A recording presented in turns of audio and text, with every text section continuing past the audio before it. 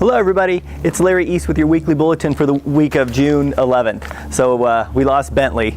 He's doing the behind the scenes with the camera now. See how long we can keep Kona. Busy week as far as market news.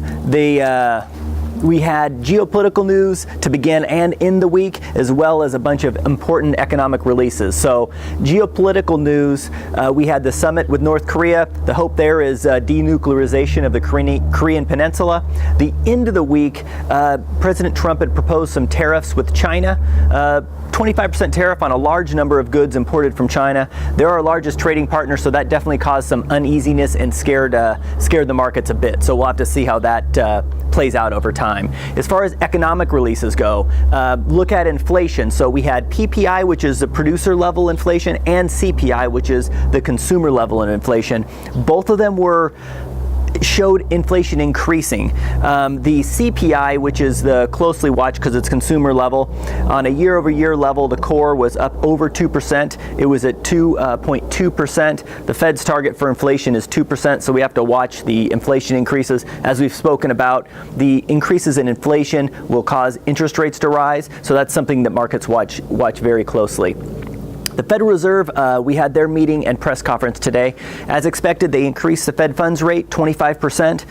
That was well expected, and the markets didn't react too much to that. The reaction we got out of the markets was in the statement and following the press conference. So during the statement, the Fed gives economic predictions. They are showing that they expect 2 more rate hikes this year for a total of 4, followed by 3 rate hikes next year in 2019. So that was what spooked the markets. The markets didn't expect that many rate hikes this year.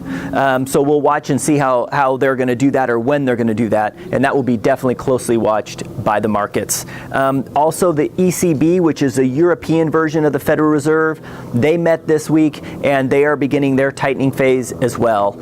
In housing news, CoreLogic. So CoreLogic has a home.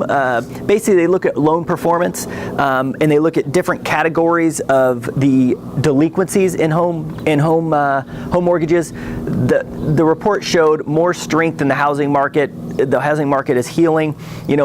Equities, we're having home price appreciation, which is taking care of most of the problem. The level of homes in foreclosure dropped from 0.8%, so not even 1% of homes, to 0.6%, so almost 0.5%. So it's a very, very low levels, which is great to see. Almost all categories of delinquencies did drop, and that's something that is closely watched as well for any future indicators of spikes in foreclosures. So that's a quick wrap on this week. I appreciate you watching. I appreciate your feedbacks. Have a wonderful week. Thank you.